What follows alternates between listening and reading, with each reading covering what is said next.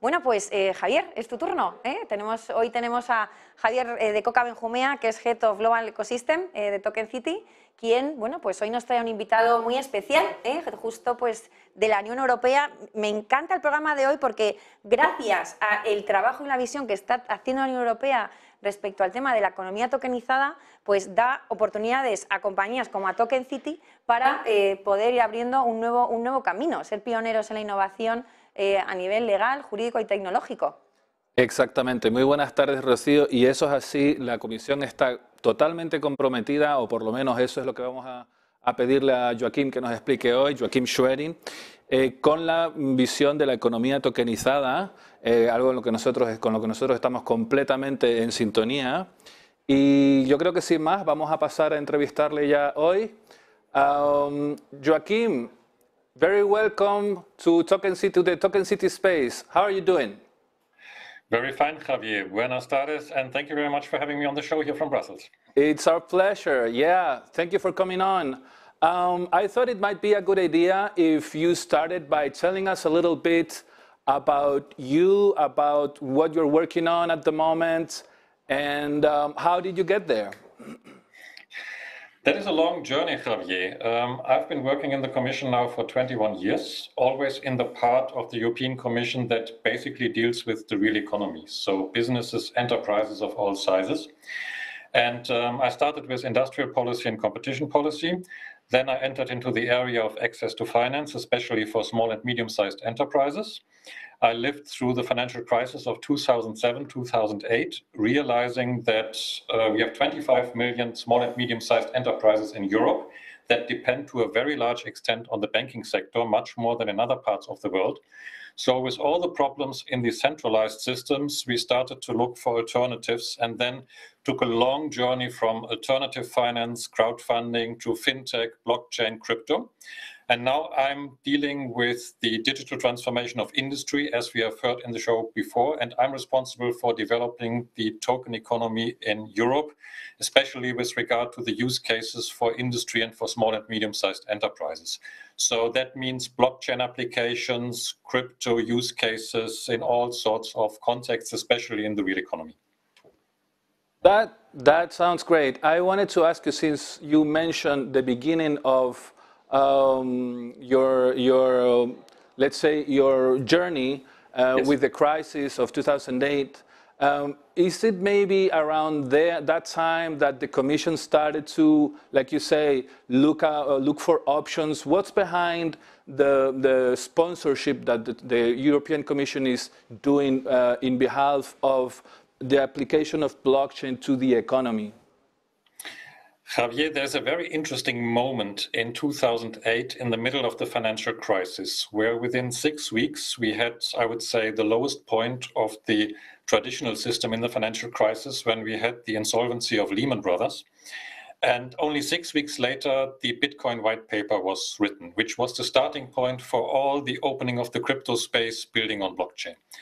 And as an economic historian, I find this coincidence very intriguing because at the lowest moment of the old system, you have the emergence of a completely new system. And for us, of course, at this moment, it was difficult to see where all of this would lead to. But we have been busy for at least 10 years now in developing indeed the opportunities that blockchain technology and alternative and digital finance offer. Because forget for a moment what you read in a lot of the press over recent years when you mainly see scandals like FTX and other things that go wrong. The bottom line is, the truth is that much of the opportunities that we see are developing and will develop much more in the future in the crypto space that is emerging, specifically as this technology is really something that creates a new, a safer, a more inclusive environment for all types of enterprises, but also for citizens. And we have seen these opportunities at a very early moment. So we have been accompanying the new business models. We have tried, first of all, as good policymakers and regulators, to understand what is going on before we regulate. And then we have started building all sorts of support activities, skill development, education, financial support, but especially also then regulatory novelties. So we have created a framework which is called the Markets in Crypto Assets Regulation, the MiCA regulation, which has been adopted and which will enter into force probably in 2024, which will set a rather liberal framework for the development, issuance, trade, etc. of crypto assets in a very broad sense. And in that regard, we are, I would say, globally speaking, the most advanced big economic space in this area. Spain, of course, Javier, has a very large number of innovative startups, which are especially suited for this type of new finance, but also for the opportunities that blockchain can offer in a broader space. And therefore, I think that especially also for companies in Spain, but generally in Europe, this is a very interesting development. Agreed, completely agreed. You mentioned FTX, cryptocurrencies and so on. Maybe it would be good if you could delve a little bit into the fact that what we are dealing with, Token City, you in particular with the Commission, I mean, with another set of regulations, which is the pilot regime. Yes. Let's say that we are talking not only with MiCA, which is for cryptocurrency, but also with the pilot regime, which is for tokenized assets, what we do at Token City. I mean, it's the same technology, it's a different world, so to speak. What can you tell us about the pilot regime? The pilot regime forms a very important part of a legislative package that we adopted about 2 years ago, which is called the Digital Finance Package. And the Digital Finance Package is a regulatory move with a new framework that basically takes a bottom-up approach in order to enable companies like Token City and many others to offer better services for enterprises, for small and medium-sized enterprises, for startups in order to engage with investors to scale their businesses. So while the MiCA regulation sets a regulatory framework more in the traditional sense, the pilot regime that you mentioned is a sort of co-learning space where the regulators and the platforms can come together in order to develop this space together, in order to experiment, in order to have a more liberal but safe space to try out new forms of financial instruments built on a blockchain in the form of tokenized crypto assets, and then to see what are the practical issues, how can we improve our services, how can we generate efficiencies, but indeed accompanied by the regulator and not left alone. So in a way, it is a limited experiment. And I know that there are also some voices that say it doesn't go far enough, but it's a huge step forward in the sense that whereas now in the traditional capital markets, we have a number of established platforms, we enable now these platforms, but also new competitors in the space to offer, to trade crypto assets and to do that in a safe and controlled manner. And this is something which I think addresses the main point, which is not only the technology, which is not only the use cases, but which is the learning that you need to make.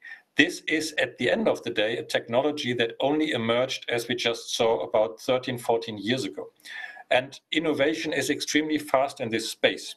So you always need to take a balance between moving extremely fast forward on the one hand side to have the opportunities, but at the same moment to have a sort of controlled experiment and also contain the risks. And this balance is what we try to achieve in this pilot regime, where basically within a limited number of years and with a limited size of exposure, financial exposure, we can have controlled experiments on issuing new types of financial instruments on a blockchain. Completely. Yeah, I wanted to just maybe clarify or have a little caveat that the limitations that you mentioned probably apply to the bigger corporations. In fact, the pilot regime does favor small and medium companies, which is, I think, a very, like you say, a bottom-up approach that's very welcome in the space. But coming back to the vision of a tokenized economy, I think we've probably gone through two of the main pillars. It's the MiCA regulation with crypto that does affect, let's say, the tokenized asset world. There's also the pilot regime. Is there anything else actually currently going on in the short term that the Commission is doing to favor the tokenized economy? Yes, there's a lot of activities going on in parallel, and while finance is an extremely important part, at the end of the day with Bitcoin, all of the blockchain movement, the crypto movement started in the financial space, but the main applications of blockchain will in the future probably lie in the real economy. And apart from what I mentioned on finance, on education and skills, we have a number of platforms for use cases that we're currently developing in Europe. And I will give you one example. We are working on an infrastructure to detect fake products. 7% of our imports of goods into Europe are fake products, which causes a lot of harm to consumers, but also, of course, to the manufacturers. And you can ensure on the blockchain the integrity and the originality of a product that has been produced somewhere when it comes through the value chain into Europe and is then being sold and traded.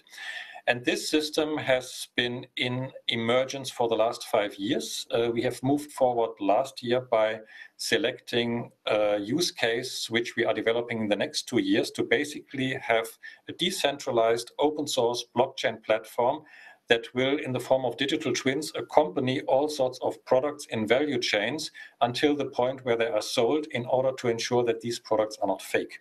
This is just one example. There are many other examples of this sort that show you that this sort of database, which at the end of the day is a blockchain that can create trust, has many more applications beyond finance. And this will lead us in the longer term to what we call the token economy, where basically a token is a sort of container that moves from the real world into the digital world, and it contains certain rights. And these rights can be everything. That can be ownership of a good, of a piece of art, even of an enterprise. It can be shares, it can be whatever. And the technology basically is the same to ensure the integrity, the tradability, the efficiencies created if you have transactions like this. And this is our vision for the future, that every citizen, every enterprise, regardless of how small it is, can make use of these tokens in a very flexible and democratic and inclusive way in order to reap the opportunities.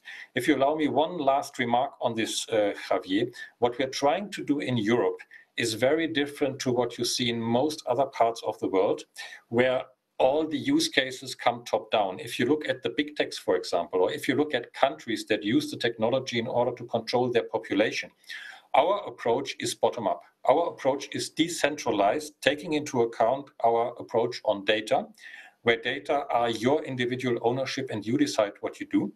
Taking into account the approach on digital identity, where you are in control of your identity, or at least should be, and it's the same on blockchain.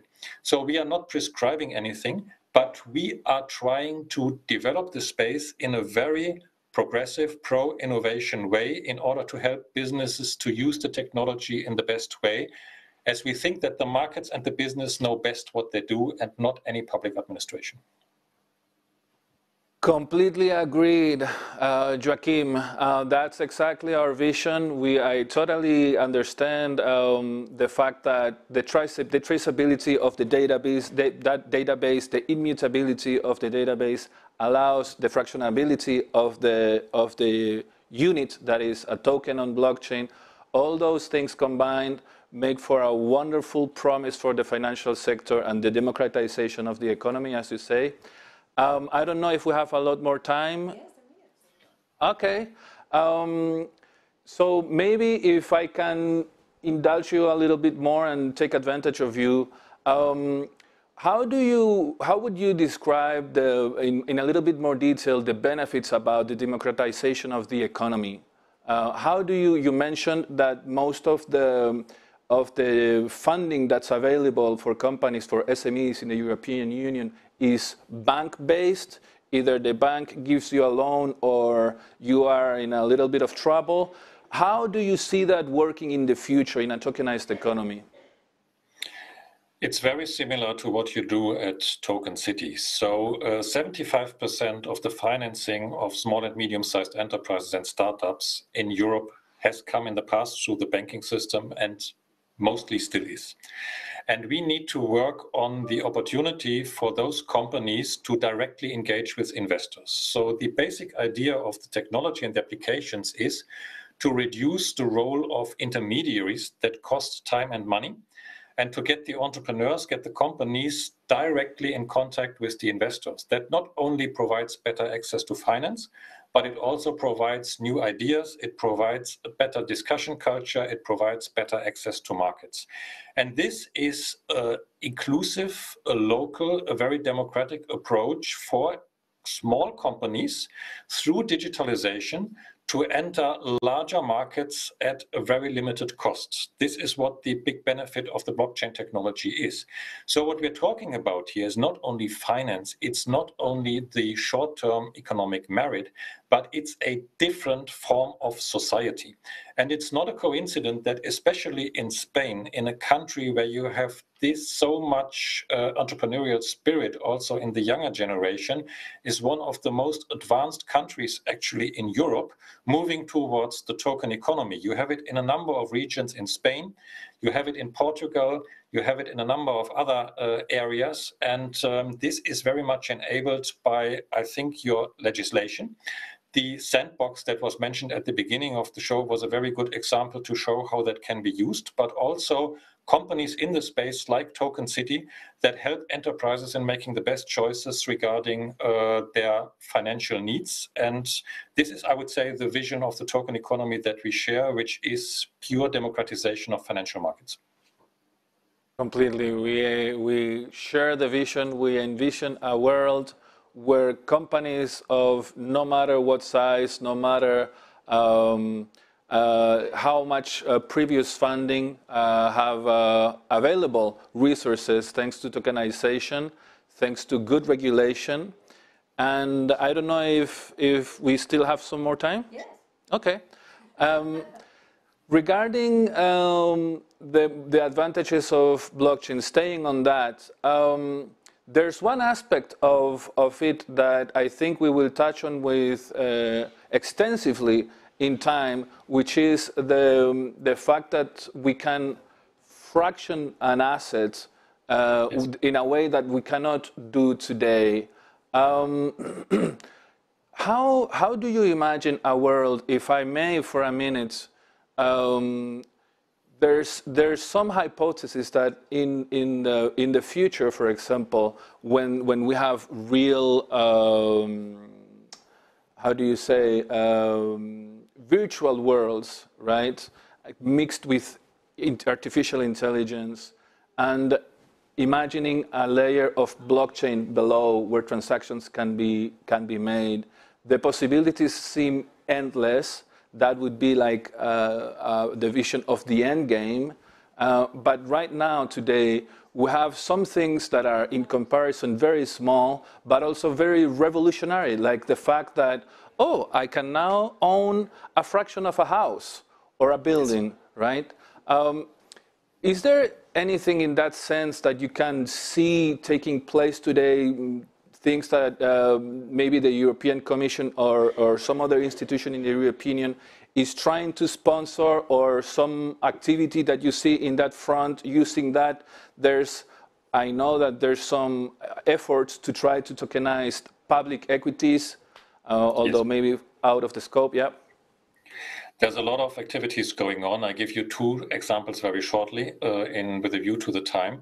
One is for communities, so for public services. For example, when you have a library or when you have a cinema or when you have other shared facilities where you could engage the population much more closely through tokenization in, for example, looking at what should we acquire in terms of assets? Can there be joint ownership? Can there be a much more direct involvement of the population? So you're not only going to vote every 4 or 5 years, but basically you have a daily influence on the decisions at municipal level, which can be done through the blockchain and the tokenization. That has a huge role to play in the future, which we are currently developing. Same applies to mobility.